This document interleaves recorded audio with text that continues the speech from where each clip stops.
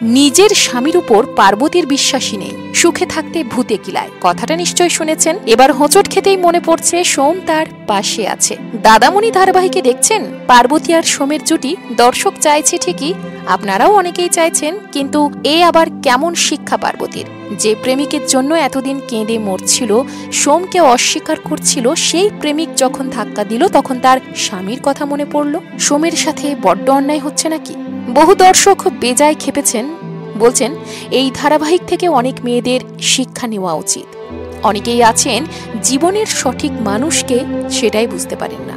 সেটাই কি বোঝাতে চাইছে দাদামণি ধারাবাহিক? এবার পার্বতীর ঠাঁই কি তবে সেই সোমের কাছেই হবে, নাকি বন্ধুত্বের সমীকরণে চলবে সম্পর্ক, নাকি এন্ট্রি নিতে চলেছে নতুন নায়ক? 21 দিনের শর্ত শেষ। পার্বতী গেল সিদ্ধার্থের সাথে দেখা করতে, কিন্তু সিদ্ধার্থ তো একেবারে ভোল বদলে ফেলেছে। ঘটা করে একটা সময় পার্বতীকে প্রপোজ করেছিল, বিয়ে করতেও গিয়েছিল, আর এখন কিনা বলছে তার বউ আছে, সে বউ নিয়ে সুখেও আছে। এটাই তো পার্বতীর ভুল ভাঙার সঠিক শিক্ষা, তাই নয় কি? তাই তো আজ পার্বতী এত বিধ্বস্ত। বলতে হচ্ছে যে সে কোথায় যাবে, কার কাছে যাবে ভেবেই পাচ্ছে না। খেয়াল করেছেন এই প্রথম হয়তো কোনো ধারাবাহিক যেখানে নায়িকার আগের প্রেমিক ভিলেন হলো না, বরং একটা সুন্দর ভালোবাসার গল্প তৈরি করে দিল। আপাতত দাদামণিতে নতুন টার্ন। সিদ্ধার্থ পার্বতীকে বলেছে তুমি তোমার জীবন গুছিয়ে নাও, কিন্তু পার্বতী কার সাথে জীবন গুছিয়ে নেবে? সোমকে তো সে ফিরিয়ে দিয়েছে। অপরদিকে সোম এক বুক ভালোবাসা নিয়ে অপেক্ষা করছে, বলেও দিয়েছে যে সে সারা জীবন পার্বতীর পাশেই থাকবে। এমন একতরফা ভালোবাসা কেনই বা সোম দেবে বলুন তো? এটা কি তবে ভালোবাসার পরীক্ষা চলছে?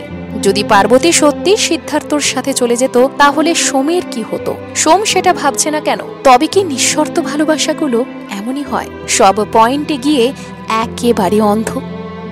অনেকেই বলছেন এটা পুরো মন মানে না সিনেমার মতো। পার্বতীর উচিত শিক্ষা হওয়া উচিত। এখন সোমের দরকার পার্বতীকে ফিরিয়ে দেওয়া। আবার বহু দর্শক এটাই চাইছিলেন যাতে সোম আর পার্বতী একসাথেই থাকে।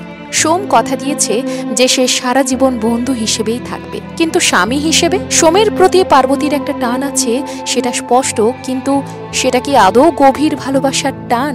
যদি থাকতো সে সিদ্ধার্থের কাছে যেতে রাজি হতো না। মনে অনেক দ্বিধা দ্বন্দ্ব কাজ করেছে। পার্বতীর কাছে সোম মহান হয়েছে, সোমকে অত্যন্ত ভালো মানুষ বলে মনেও হয়েছে, কিন্তু সোম কি পার্বতীর কাছে ভালোবাসার মানুষ হতে পেরেছে?